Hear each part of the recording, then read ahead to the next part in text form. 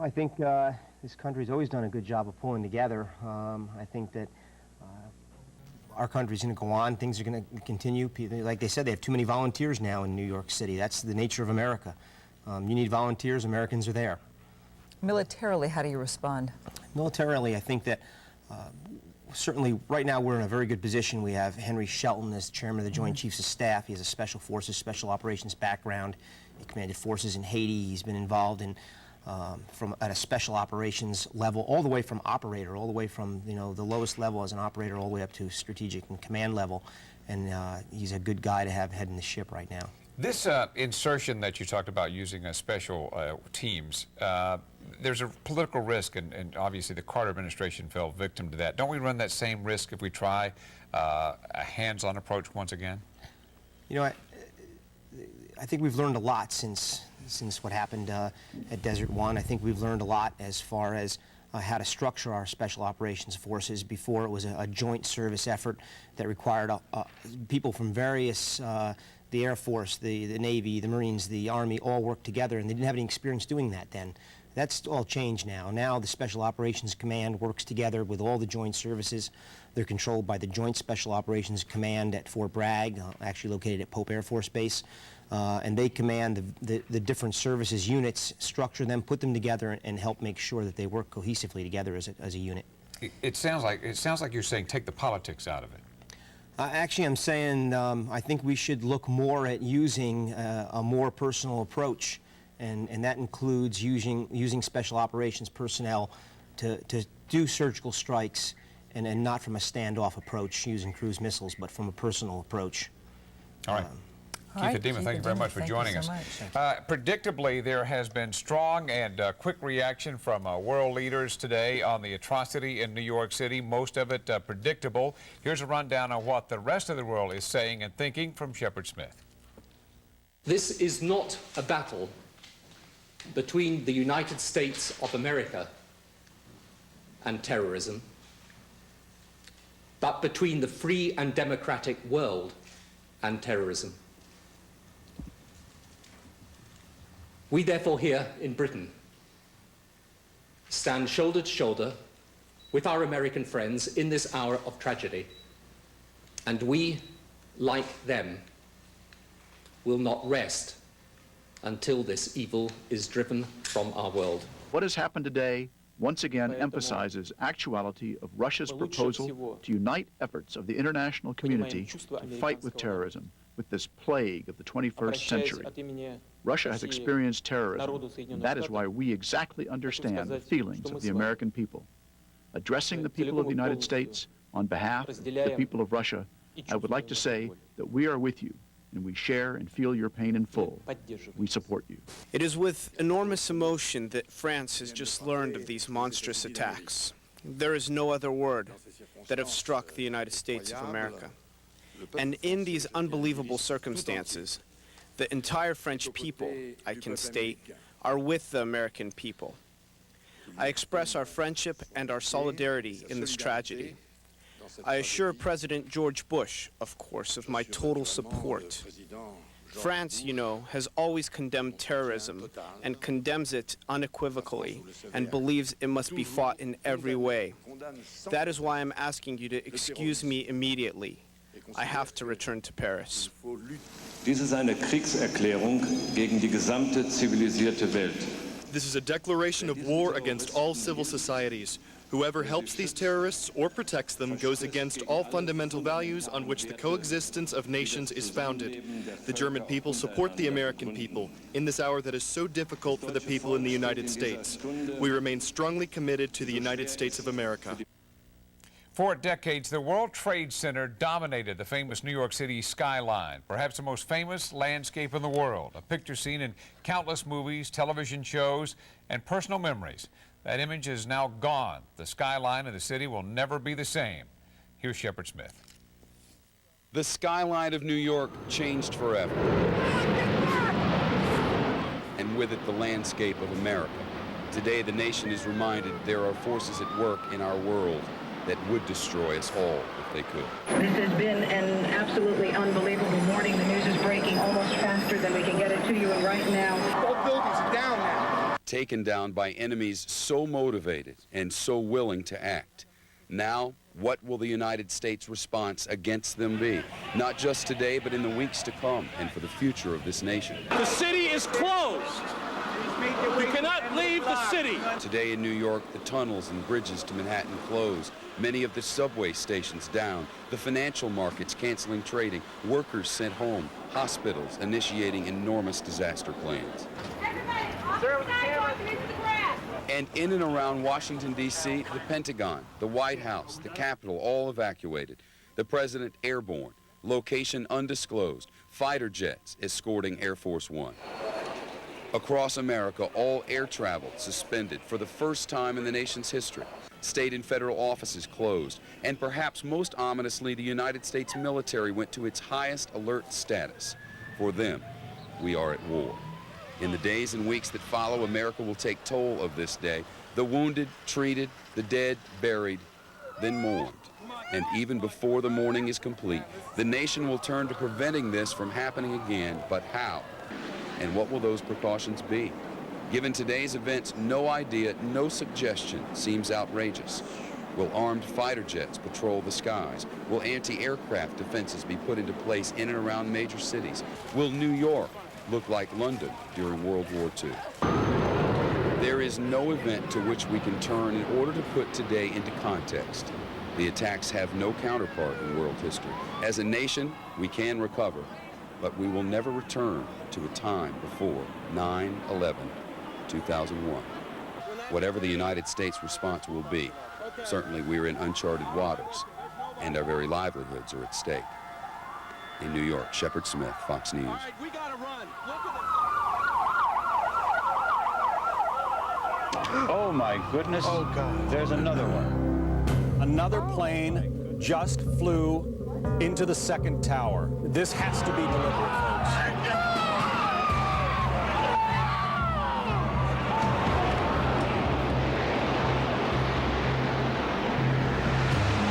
I hope I live.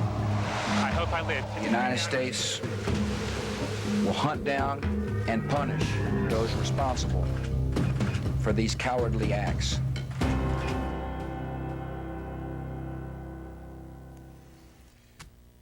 We are continuing our special coverage for another hour. We are a nation changed forever.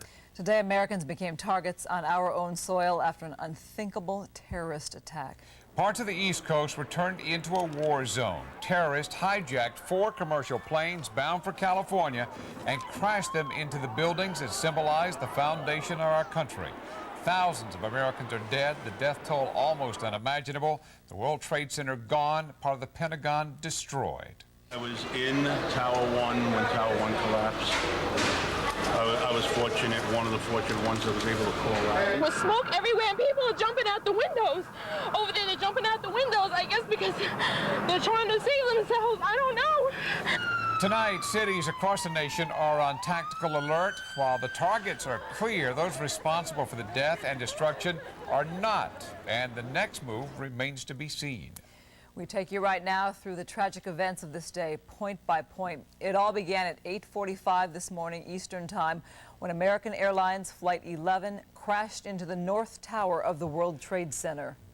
18 minutes later, at 9:03, a second plane, United Flight 175, smashed into the South Tower. At 9:05, President Bush got the word in Florida he would soon begin a multi-stop journey back to Washington. Half an hour later, the Pentagon, the next target, American Airlines Flight 77, crashed into that. Within minutes at 9:48, Capitol Hill and the West Wing of the White House were evacuated. 9:50, the South Tower of the World Trade Center collapsed.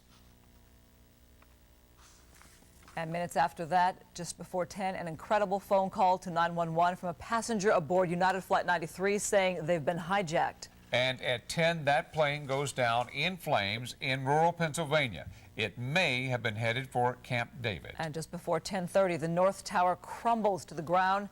Hours later, at 5:25, a third building in that area also collapses. President Bush addressed the nation earlier tonight. Here now is a part of that speech. The search is underway for those who are behind these evil acts. I've directed the full resources of our intelligence and law enforcement communities to find those responsible and to bring them to justice. We will make no distinction between the terrorists who committed these acts and those who harbor them. I appreciate so very much the members of Congress who have joined me in strongly condemning these attacks. And on behalf of the American people, I thank the many world leaders who have called to offer their condolences and assistance. America and our friends and allies join with all those who want peace and security in the world, and we stand together to win the war against terrorism. Tonight I ask for your prayers for all those who grieve, for the children whose worlds have been shattered, for all whose sense of safety and security has been threatened. And I pray they will be comforted by a power greater than any of us, spoken through the ages in Psalm 23. Even though I walk through the valley of the shadow of death, I fear no evil, for you are with me. This is a day when all Americans from every walk of life unite in our resolve for justice and peace. America has stood down enemies before, and we will do so this time. None of us will ever forget this day, yet we go forward to defend freedom and all that is good and just in our world. Thank you. Good night, and God bless America. We are still waiting and watching to see what's happening out at LAX. Our airport closed all day. It's scheduled perhaps to reopen tomorrow. We check in right now with Linda Joyce, who's really at a virtual ghost town at LAX. Linda? Christine, it's been an amazing day here at LAX. It's been hordes and hordes of media here, and now, as you said, it's a ghost town. No one is here. But I can tell you what LAX officials have been telling us, and that is they went through every building on this facility, and it's clean. They went through with LAPD and airport police and dogs, and they have given it an A-OK. That doesn't mean it's going to open yet. That decision is going to be made by the FAA, but it is possible this operation could resume tomorrow. Now, the big challenge for this airport, how to get 178 airplanes back in the air. If you've ever been at any of the hub airports when they've had major weather disruptions in Chicago or Dallas or St. Louis, it takes 2 or 3 days to get those airports back into full operation. We expect that's what's going to happen nationwide. And when the airport does reopen, prepare for a new flying experience with increased security measures. There's going to be some new things here. There's going to be a lot of getting used to things and getting things wound up, recovering from being closed. The other thing is, I think there'd be a strong indication that, at least in the very beginning, we would probably restrict the passengers only to go through the screening stations. And I think that just allow a lot of time for that. The third busiest airport in the world became a tomb today following the blasts in New York. Miles and miles of roadway empty. No traffic anywhere. Once the airport was closed, FBI and Los Angeles police searched every vehicle entering the grounds, and they searched every building with dogs. A suspicious package was found, and everyone reacts. Some even run for their lives. This turned out to be a false alarm, one of 2 here at LAX. It was a sight to behold, unlike any other. More than 2,000 flights a day land here. Not today, not now. You are looking live at a picture that is from our LAX camera, just to show you how quiet it is and how unusual this site is. We have some updated information for you. We can tell you that it appears that there will be a timetable that will be delivered tomorrow to let us know when a small amount of flights will resume. Reporting live from LAX, I'm Linda Joyce, Fox 11 News. Word of the attacks, as you might expect, sent a shockwave through LAX this morning. As passengers reacted, police tried to keep them calm. Lisa Breckenridge was there. It's now become an emergency situation in which we need to move you out, away from 400. Evacuations and cancellations, a day at LAX no one will ever forget. I think they're trying to send some kind of message, and they're getting it across. So I'd say it's best not to travel right now. Passengers trying to get home are frightened, not knowing where they'll end up. I was on the plane, and they pulled us off, telling us that there has been an incident. We didn't even know what it was. Then when I went into the lobby, there was a woman crying, saying that this all had happened. So I'm not going anywhere. I'm devastated. My family's hysterical. So many people have died senselessly. I can't get over it in this country. This is America. This doesn't happen here. Throughout the day, FBI agents swarmed the airport, which turned into a ghost town full of empty ticket counters and deserted departure and arrival lanes. All the passengers that are here in the airport, we're just asking them to leave outside the building. And many stranded passengers say they'll never feel the same about flying again. I'm freaked out, and I mean, all the loss of lives and watching the Trade Center go down, it's just unbelievable. At LAX, Lisa Breckenridge, Fox 11 News. As the size of this disaster becomes apparent, we're learning that as many as 800 people may have died in the attack on the Pentagon. Melanie Alwick, a reporter from WTTG, is joining us now from Washington with more on what's happening in your neck of the woods. Tell us, please, Melanie. Good morning, Don and Christine. Well, morning here in Washington, D.C., and a very long night and morning it has been, and still much more difficult work here to go at the Pentagon. Briefly recapping, shortly before 10 a.m., an American Airlines flight hijacked from Dulles, bound for L.A., with 67 people on board, drove itself straight into the west end of the Pentagon here. Witnesses said it sounded like it actually accelerated into the building. Now, the actual blasted out area there has taken out 5 floors from the ground to the top and 3 interior rings. They are labeled, there are actually 5 rings, but the exterior ring, E, D, and C have all been leveled here. The fire is still burning here some 16 hours later. They're still attacking that with water. You can see the smoke still billowing. That smoke there is nothing like what we saw earlier today when flames were still cresting off the top of the roof and thick black smoke billowed all across the area. Part of the impact here, cars driving by the Pentagon had their windshields shattered. Just give you a bit of a feeling of what that felt like here. However, the evacuation inside the Pentagon was very orderly. We do not have word on the number of casualties specifically. There are many people that just have not been heard from, and the Pentagon has been asking folks in this area who work in the building to please call them and report their status so they can get a better idea of exactly how many people are inside right now. We had heard reports at the World Trade Center that there were some cell phone calls. We asked the fire and rescue crews here. They said they have not heard any such cell phone calls here. They have not heard any signs of life inside. The urban search and rescue teams have not been able to get into that collapsed area. We understand that they were able to search the rest of the building, and even in parts of the building, not specifically in the collapsed area, they said they did find casualties. Again, still no word on exactly how many. Some of those casualties, unfortunately, they've had to leave in place as evidence here, and search and rescue teams also undergoing some counseling as well.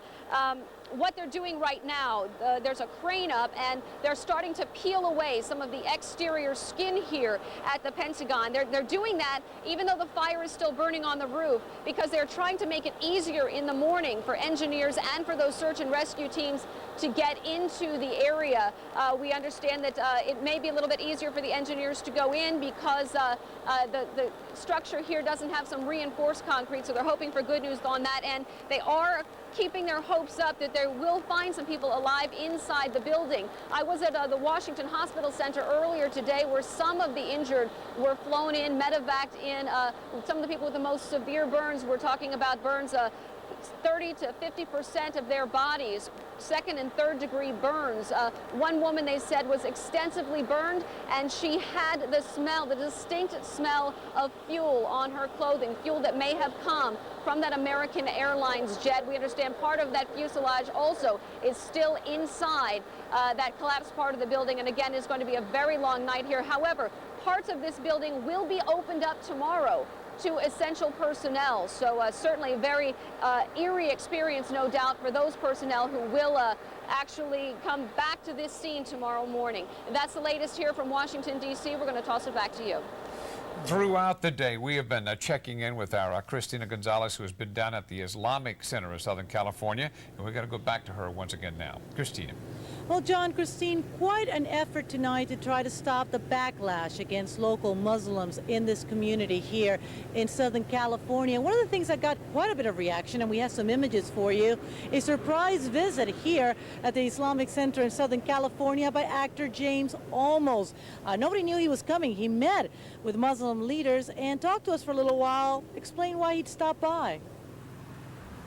And to show my understanding and my my love for the people who are going to be suffering from this on all statures of life because of the bombing and because of the situation of people not remembering that we are here in the United States and we have Islamic people here and Muslim people here who are very, very much a part of our society and are very good and law-abiding. We learned a big lesson with the Japanese in the internment camps, and we must not forget that that was a total disaster and a mistake to try to do that to people, and to try to bring about an awareness of unity is what we need now.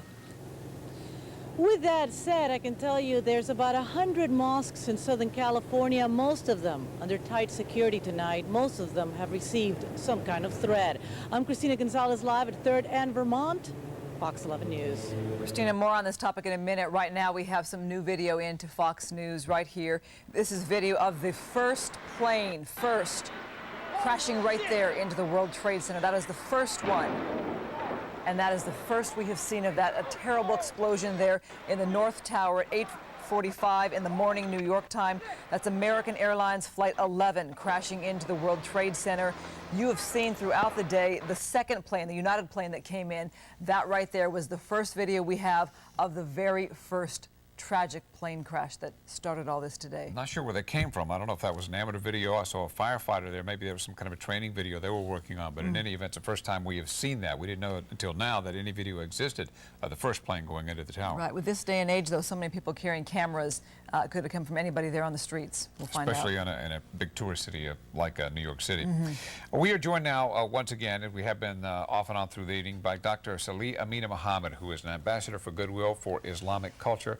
Dr. Muhammad, points we've touched on through the evening are about how similar, and many people may not realize how similar that Islam is to Christianity, Judaism, that they are actually interconnected religions, and how that people may not realize that this act would be strictly forbidden, according to most Muslim scholars, by the religion. That is not only absolutely true, but even Osama bin Laden, a name that's come up several times today, he, in an interview with an American television station reporter, actually himself quoted that it is against the Islamic religion to kill innocents, women and children. Yet in that same interview, he said that he didn't differentiate between military targets and civilian targets. So one has to wonder whether he is following true Islam or just contorting the message to fit the message he wants to deliver, as opposed to the message the Quran delivers. What is the fear here in the local Muslim community? And I'm quick to point out, as Edward James Olmos, the famous actor, pointed out, that they too are our brothers and sisters here in this city. For the Muslim community, we're already an extraordinarily misunderstood religion, and this only heightens the degree of suspicion about us, the degree that people tend to hold us a bit askance, that we're not quite like them, that there is something very odd and unusual about us. This even affects our children in their schools. There's been children who have been followed home and thrown stones at. There's been children who are degraded for the fact that they have Muslim names, are bullied and such. And this has only been intensifying since this attack and may possibly even get worse. To the Muslim community, we're encouraging them to be very tolerant and understanding that it is a very normal reaction for human beings to become angry when something like this occurs, to try to really live their religion and be a good example. If they do come under criticism or attack, the Prophet Muhammad did explain how to deal with those such things, to simply tell the person, you believe differently than I do, you'll maybe never believe the way I do, and I'll maybe never believe the way you do. You go your way and I'll go my way, and peace be with you. Those were very good words of advice from the Prophet Muhammad. Well, I assume it is an individual may be able to interpret the Quran in many different ways. Of course, the Bible is interpreted by different people in many different ways as well. Well, one of the greatest differences between the Bibles and the several versions of the Bible and the Quran is that we're not allowed, as Muslims, we're not allowed to change anything whatsoever in the Quran. So it is exactly the way that it was transmitted to Prophet Muhammad 1400 plus years ago.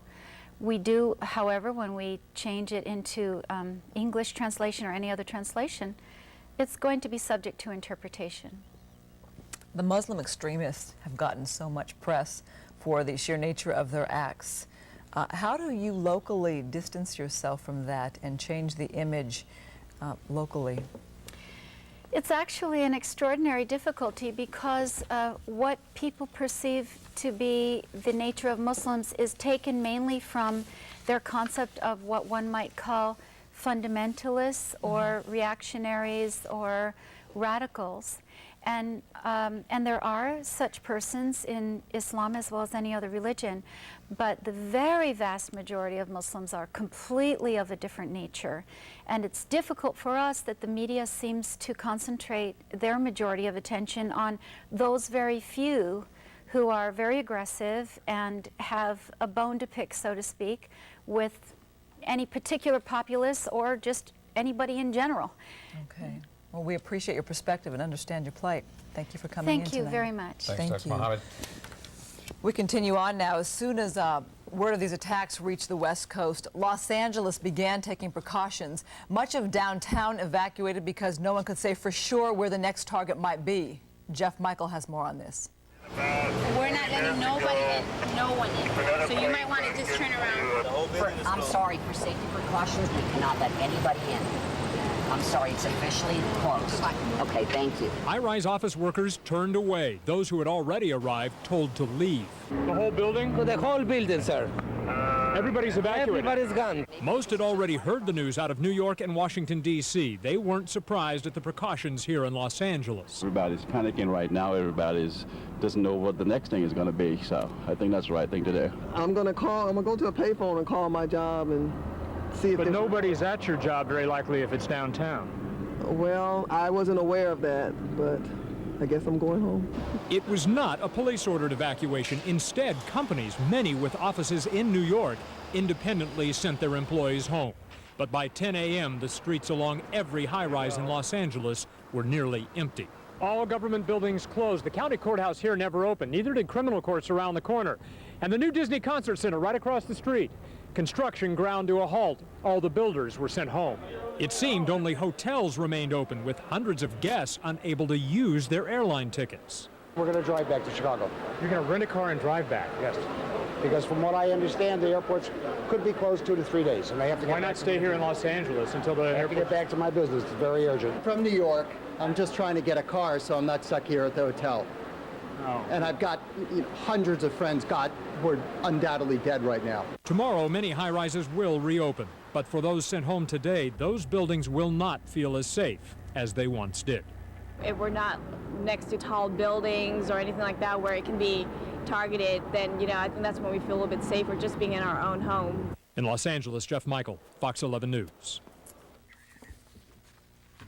We're getting information on the victims' families. We have a partial list right now of some of the victims on board those 4 flights that went down today in our country. Here right now we have on American Airlines Flight 11 from Boston to Los Angeles. That was the first plane to go into the World Trade Center. We had told you earlier in the show about this first passenger, David Angel of Pasadena, an executive producer from the show Frasier. He was on board along with his wife, Lynn Angel. Also, we mentioned this person, Edmund Glazer of Chatsworth of MRV Communications Incorporated. And here is a new name we're seeing, Carolyn Bugue of Los Angeles. That is the first we've heard of this name. There are a number of other passenger names released from that flight. They are not from California, as we get a partial list. Here are others from the Southern California area. On the Flight 175, Boston to L.A., we have Garnett Bailey of, from Linfield, Massachusetts. So this is the individual who was the director of scouting for the LA Kings. We had a profile of him earlier. Also on the same flight and in the same job, who we mentioned, is Mark Davis, who is also a scout for the Kings organization. We have a list now, a very short list coming in right now from American Airlines Flight 77. That was the flight from Washington to Los Angeles. Only a few names mentioned, and the one we have here from Los Angeles is Christopher Newton of Long Beach, but also on that plane was TV commentator Barbara Olson. We've heard about her passing as well earlier. The families of the victims, and you know, when it just goes beyond anything we've seen before to have 4 separate major plane crashes on the same day. The families of those victims have just finished or about to finish the first of presumably many long days, and Tricia Takasugi has been spending time with them today. We're going to go back and check it with her once again live now. Tricia. Well, John, I'm just a few blocks outside of LAX, and behind me are some of the hotels where families who had loved ones on those flights have been brought here throughout the day and this evening to be counseled. And some of the grief and the pain and the shock that they were feeling was also being felt by some of the crisis counselors and the many passengers who were stranded here at LAX. We're not telling you anything, nothing. Leave the families alone. Family members and loved ones of the passengers on board the ill-fated flights were escorted to secure areas in and around the airport where counselors and crisis teams were waiting to help them cope with their loss. What I have seen on their faces is grief and shock at what's happened. They've gone through a terrible tragedy and a horrible loss, and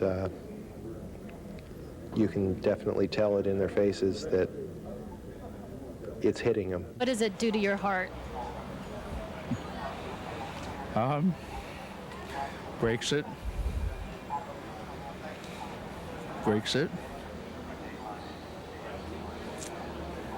It's painful. Members of the clergy were also on hand to comfort family members. You know, it's hard to speak about this, and it's a very tough time, and I think we just have to all hold together, and we'll be fine. I think everything else is too early to speak about. When LAX was quickly shut down, it left many passengers stranded, not knowing what to do or where to go. The American Red Cross set up relief areas. They don't seem to have something planned for whoever was supposed to take a flight. We were lucky that it wasn't here in LA. Lucky that it was. I mean, I feel so bad for those families, you know, and I don't know. It's just hard to imagine. Back here live, I'm standing along Century Boulevard, which is usually crammed with traffic and full of noise, but tonight it is very eerily empty, and that is because most of the streets leading into the LA airport have been closed tonight. Century Boulevard is closed through traffic unless you show proper identification that you're an airport employee. Also, north and southbound Sepulveda Boulevards are closed coming into the airport. So you need to stay away from this area because you won't be able to make it into this area. That's the very latest from LAX. Tricia Takasugi, Fox 11 News. All right, quickly, just a little bit more about this passenger list. Again, it's still a partial list from the airlines coming in. The crew members that have been identified so far, and not all of them have been, but those that have been identified on the 4 different planes, none listed on my sheet right here, are from the Los Angeles area. In fact, that flight from Boston to Los Angeles, a number of the victims are listed as having Massachusetts addresses. So the information we're having right now is still coming in, and just a few of the victims right now listed from our city, even though those planes were coming to California. But an incomplete list, as you point out. Absolutely. We have some numbers here, some important phone numbers that you may want to be able to use and maybe can learn from or maybe contribute to the investigation. The American Airlines number, 800-245-0999. United, 800-932-8555. Red Cross is easy, 1-800-GIVE-LIFE. LA City Services, 888-356-4661. And a crisis counseling number, 800-854-7771. Long Beach Emergency, 562-570-5252. Information in Orange County, 714-628-7085. And FEMA, 800-462-9029. The Army Pentagon Hotline, 800-984-8523. Naval Pentagon Hotline, 877-663-6772. Victims of Crime Hotline, 800-331-0075. The FBI information, if you have any suspicions, any information, ICCCFBI.gov, I believe. These are a little too fast for me here. Of course, you can get all of these numbers, if you didn't get them there, on our own website, which is www.fox11la.com. A lot of numbers there to give out, so check out that website if you need more. One way you can help out right now here in our city is to donate blood. A lot of folks in Santa Ana doing that tonight. Al Nipo standing by live. We're apparently out there working late tonight. A very busy night for the Red Cross Blood Center here in Santa Ana. As a matter of fact, they're wrapping up. No more blood donations here in Santa Ana, but we're told it's a very good evening. Of course, a very great need because of those terrorist attacks. Now, some of the people that we spoke with said that they were waiting for 8 to 10 hours, waiting in line, as you can see, waiting in the waiting room here in order to give blood. But they said they didn't mind doing that. They felt compelled after watching those horrific pictures over and over again that we've all seen, realizing there are hundreds, if not thousands, of people who are injured and are going to need blood. Now, as a matter of fact, we're told of the 4 blood centers here in Orange County that perhaps 1,000 people came through the doors, rolled up their sleeves to give blood. And despite that great outpouring, the American Red Cross says they still need more donations, more donors, and they're urging people to again come back tomorrow starting again at 10 a.m. They'll be going all the way till 7 p.m. But a word of caution for people who will be donating blood, because there was such a great outpouring, they're advising that people perhaps call first, not so much to make an appointment to give blood, but at least to find out how long the wait is, so you're not stuck in lines of 8 and 10 hours as some people were today. But the American Red Cross wants to thank everyone who, of course, donated blood today and attempted to, and they're asking people to please come back, but the need is still great. Reporting live from Orange County in Santa Ana, I'm Al Nipo, Fox 11 News. Al, have they talked to you at all about how the need is increased? Obviously, we know with a tragedy like this, there's going to be a call for blood, but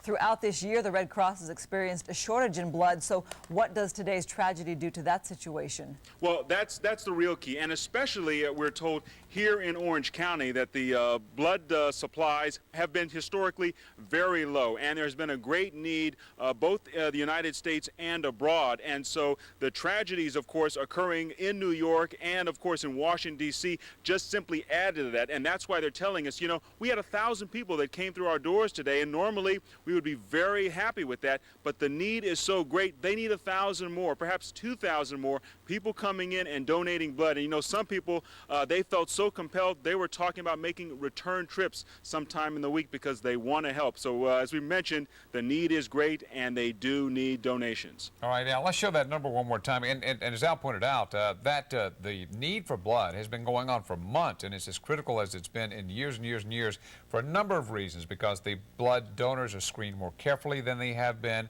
because people are now past the World War II generation who had a real compulsion to give and was part of their tradition during and after the war. The younger generation doesn't have that identity with the process of giving blood. Those are just a couple of reasons. And of course, when you have what happened today in New York, then it's just unimaginable, the need for blood. Here's the number. The American Red Cross, 1-800-GIVE-LIFE, and call, because as Al pointed out, it's important to schedule. They can't handle as many people as they got all at once. They need to spread out those donors over a few days to make it as efficient for them and as efficient for you as is possible. Please call the Red Cross, though. Even if you don't do it this week or next week, they're going to need your help for some time. Well, as you've seen throughout the day today, there were a number of amateur photographers walking the streets of New York, as there usually are. But today, the planes hit the World Trade Center, and they caught him on tape. They focused their cameras on the buildings, and they watched as the rubble came down.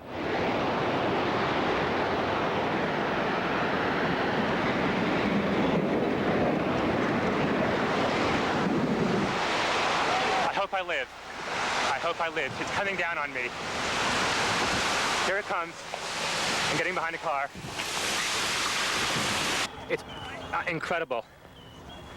Okay, I'm gonna have to go find people who need help, because I don't think I'm one of them. You okay, sir? Okay. Can I just get a toot off your respirator? Yeah. Can I get a toot? I'm just getting a couple of clean breaths. That's good. Okay. Back to you.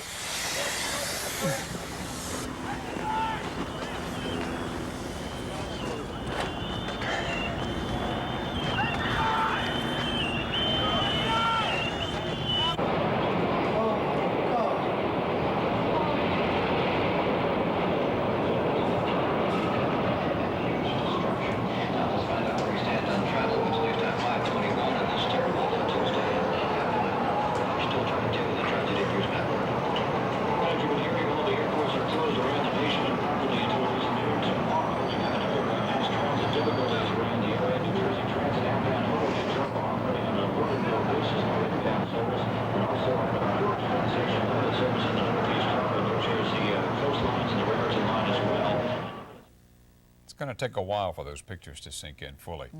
An emotional and united Congress condemned the acts of terrorism today together on Capitol Hill. God bless America, my home, sweet home. Singing God Bless America on the steps of Congress, members of both parties showed solidarity and compassion in the wake of the violence, and they vowed to move ahead with repairing this country and their agenda. As the representatives of the people, we are here to declare that our resolve has not been weakened by these horrific and cowardly acts. Congress will convene tomorrow. That group appearance also a symbol that Congress is lining up behind the administration in this time of Congress, at this time of crisis. By mid-afternoon today, some of the shock had turned to anger. There were cries for revenge. For a brief time, looked like it might be coming. A rocket attack lit up the night in Kabul, Afghanistan. There were several explosions, as you can see there, fire in the background. Afghanistan is the country that hosts and protects terrorist Osama bin Laden. But the U.S. quickly responding, making clear that we had nothing to do with that rocket strike. Afghanistan's leaders saying they've been in a civil war. They believe the explosions were the work of opposition rebels. As the East Coast scrambled to emergency response today, the West Coast looked on terrified and wondering if it was all over. John Schwada has reaction from local people watching the violence unfold. In Westwood, on Crenshaw Boulevard, in East L.A., people joined together in front of TV sets to watch the unfolding tragedy with horror, anger, and disbelief. It's still coming to me, you know, it's still not even fully developed in my mind that this has even happened. As TV images of devastation crowd into the student lounge at UCLA Law School, the students struggle with their emotions. Almost no one's talking about law school now. Everybody's talking about what has happened this morning. And among these budding lawyers, there's little talk of bringing those responsible to justice in a court of law. We ought to retaliate in kind and treat this as if it were an act of war. This is worse than Pearl Harbor, and if a foreign state is involved, then I would say a state of war exists between the United States and that country. Across town at East LA College, there's shock that no one seems exempt from terrorism. I didn't expect it to happen here. It's very scary. Others say many priorities like social services for the poor may now have to take a back seat to national defense.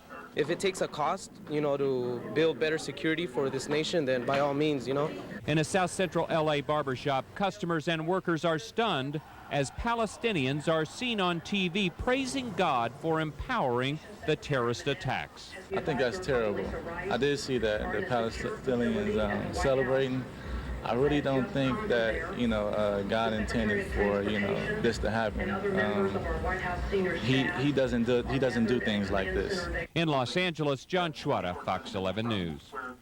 It is a rare event when the papers put out a special edition, as they did today. We have a few of those for you, beginning with the LA Times. Christine? Yeah, take a look at this one here. Terror attack. This came out this afternoon. You can see here 3 photos documenting, as you can see right here, that plane coming into the building, the explosion, then a wider shot. And I want to show you inside real quick. There's this picture that just jumps out at me here.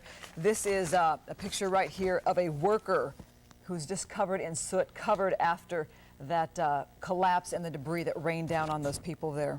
The Daily News just says it in one word, just one big word. It says terror. And it has, of course, photographs all through in a special section. The Ventura County Star, terrorist attack is their big headline with pictures of the day's events, both on the front and also on the back of the paper, the special edition. The worst terrorist activity in our nation ever, worse than Pearl Harbor. Thousands expected to be dead from today's happenings. We have no death count at this point in time. We're hearing about 300 firefighters alone in the World Trade Center building. So we're going to see a lot more of this, a lot more coverage, a lot more pictures, and it's going to be a tragic week for our whole nation as we find out who did not survive this incident, who was on board that plane, especially the people that were on board those planes on their way to Los Angeles. Those firefighters, dozens of LA police officers, and as many, anywhere between 100 and 800 at the Pentagon. And I think everybody's afraid to even hazard a guess at the World Trade Center complex. I think they're saying in New York about 33 police officers missing, although there's hope tonight that they're hearing people might be trapped below, underneath. And one officer has been rescued tonight. Yeah, they're getting cell phone calls from people who are below. They're trying to get to them. Well, for a number of reasons, security and respect among them, many of LA's entertainment events have been postponed or canceled, and here's a list at some of those. Sunday's primetime Emmys at the Shrine Auditorium have been postponed. Tonight's Latin Grammy Awards at the Forum canceled. Madonna's performance at Staples Center canceled. The Black Crows at the Greek Theater. County Fair closed for the day, so was the Hollywood Bowl.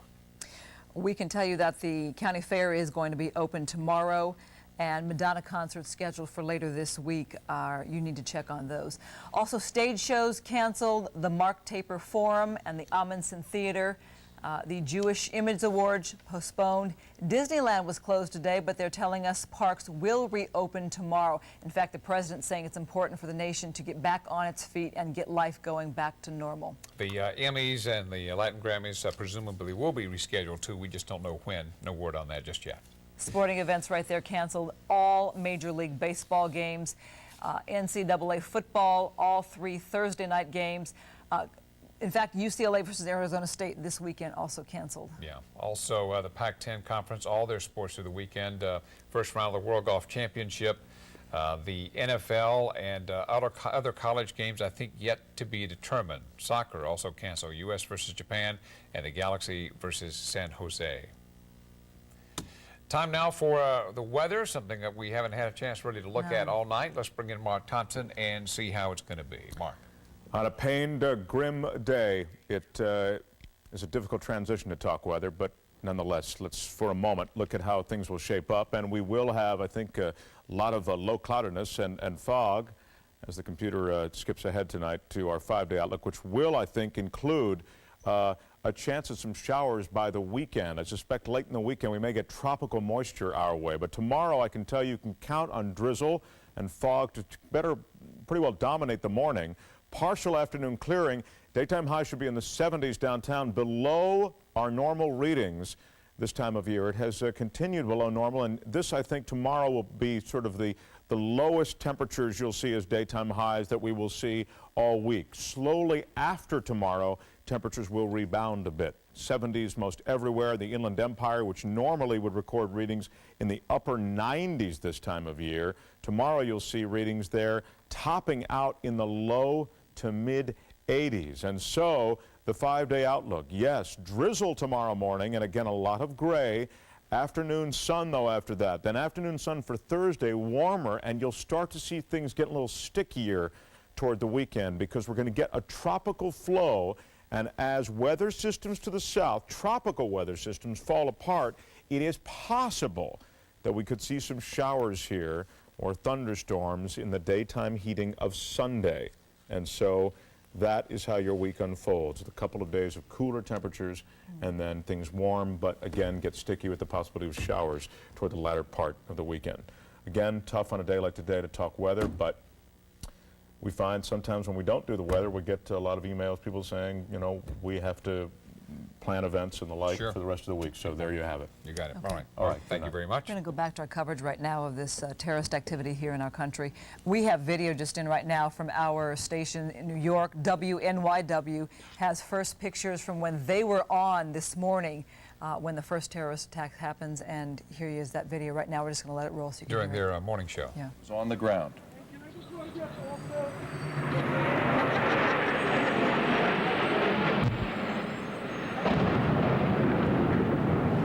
What the hell was that? It sounded like a plane crash.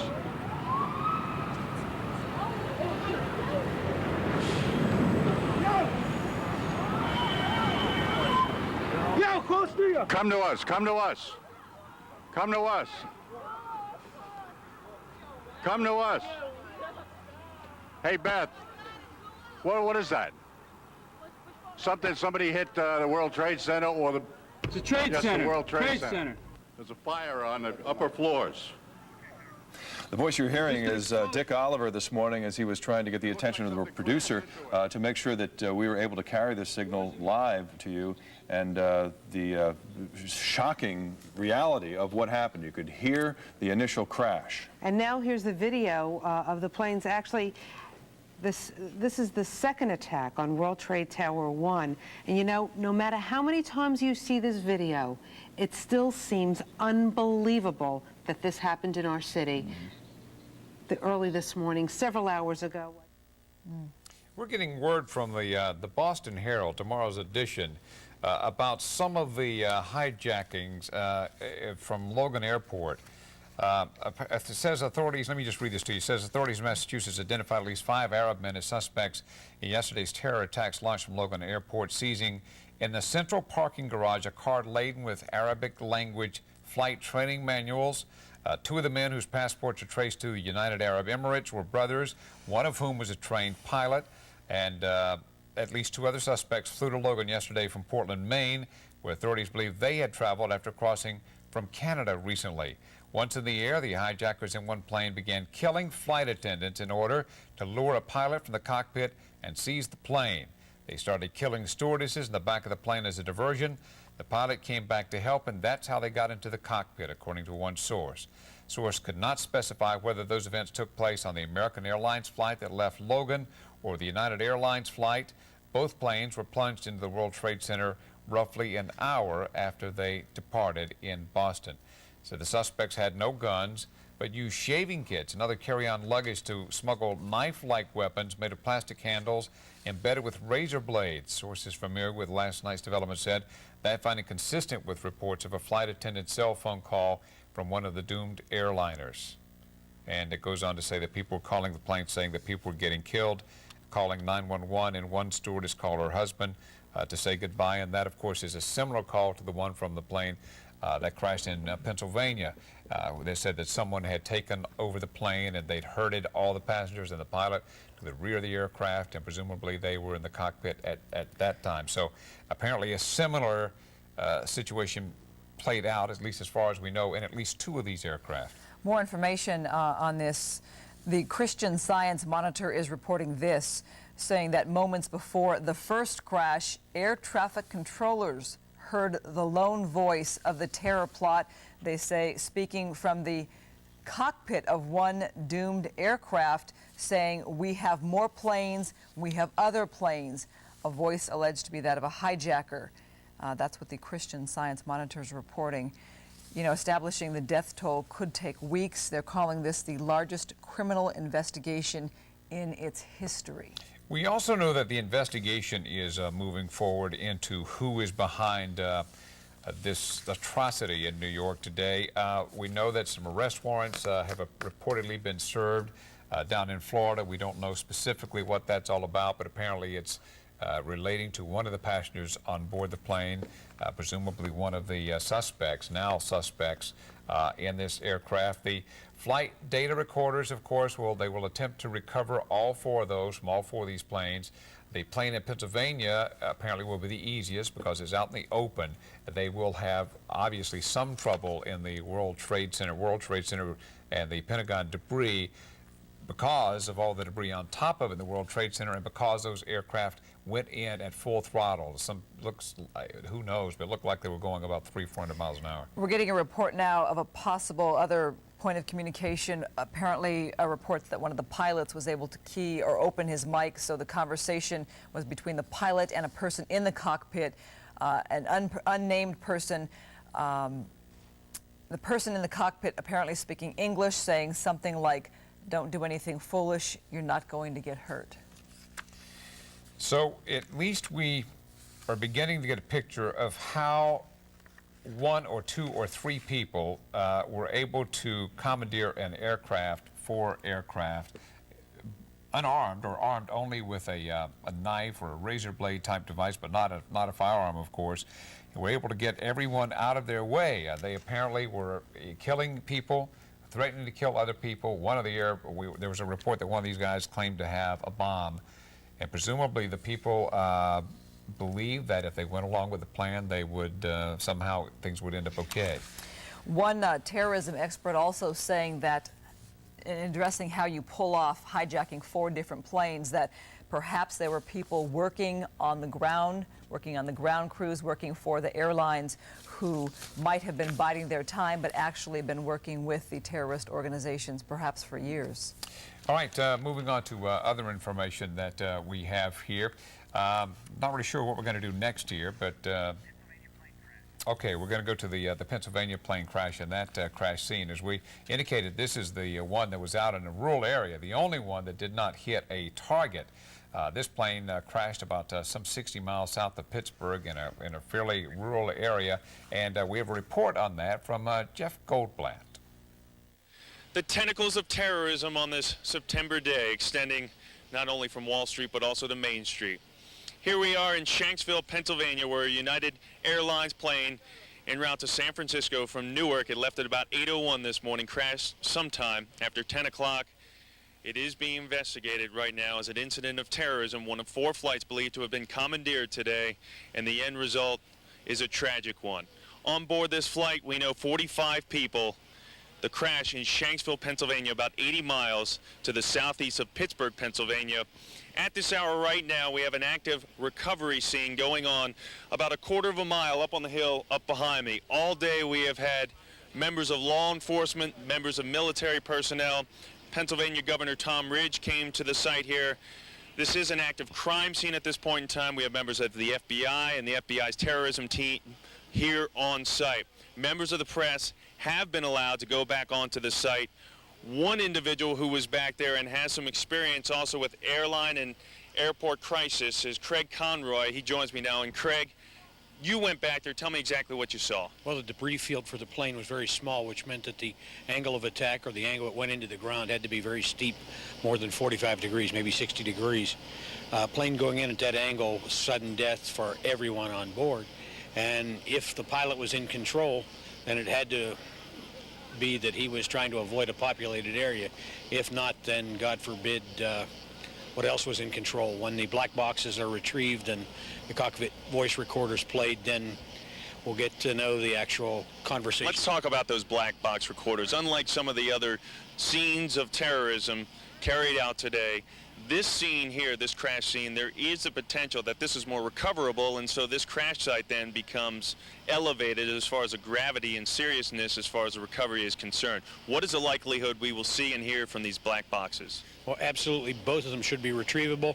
Maybe 2 days till they get through the debris and dig down deep enough to get them, but the good chance is they'll be taken to Washington and then played both the cockpit voice recorder and the flight data recorder. You think we will see them, even though that people who have been out there and law enforcement tell us there's nothing on scene, no large wreckage, nothing bigger even than a telephone book that they can see at this point in time? Yeah, the black boxes are made to withstand numbers of G-forces, fire, water, just about everything you can imagine. If you could build a plane that way, you wouldn't have a problem. They're made to withstand everything. Thank you, Craig Conroy. We don't know what the target was, if any, of this plane, where it was destined today. We do know that it was supposed to be en route to San Francisco from Newark. We don't know that if it was headed to Camp David, as some have presumed, because it is several miles to the south of here. We do know, however, that a plane, a United airplane, crashed in Shanksville, Pennsylvania, and the death toll at 45. In the words of Pennsylvania Governor Tom Ridge, there are not even words in the dictionary to describe what has happened today. In Shanksville, Pennsylvania, I'm Jeff Goldblatt, Fox News. All right, we check in one more time right now with our airport, LAX. Linda Joyce following what's happening at the airport. Linda, any word on planes taking off tomorrow? Christine, the latest word, there will be a timetable released tomorrow morning that will give us a little bit of information about what airlines will be taking off. We understand it will be a limited timetable, but that will occur tomorrow. We'd like to go now to a picture of our LAX cam to give you another look at what this airport looks like when there is absolutely no activity. 178 planes on the ground, no traffic in or out. This airport, normally 150 to 200,000 people per day coming in and out. That's not to mention the family and the friends that meet and greet them. The FAA will be making the decision on when to open it, and the limited timetable, I'm told, is what will be occurring tomorrow. and air traffic should begin to get back to normal. Reporting live from LAX, I'm Linda Joyce, Fox 11 News. While 3 of the planes were bound for Los Angeles, one flight, the one that eventually crashed near Pittsburgh, was scheduled to go to San Francisco. We have word now from the mother and the aunt of one of the victims on that plane, Mark Bingham. He apparently called them by cell phone, and they share his final words. That I love you very, very much in case I don't see you again. I said that. That the plane has been taken over by hijackers. And then I said, well, we love you very much too, Mark. Let me go get your mother. I got on the phone, Mark, and he said, hi, Mom, this is Mark Bingham. Giving me his last name. And he said, I want to let you know that I love you. And I'm flying, I think he said I'm in the air. I'm calling you on the air phone of the airplane. In his seat? I presume so. He said, I want you to know I love you very much, and I'm calling you from the plane. We've been taken over. There are 3 men that say they have a bomb. And I said, well, who are they, Mark? And he repeated that he loved me, and he said, I don't think he said, I don't know who they are. He became distracted there, as if someone was speaking to him, and he said, it's something to the effect of, it's true, and then the phone went dead. Well, what a tragic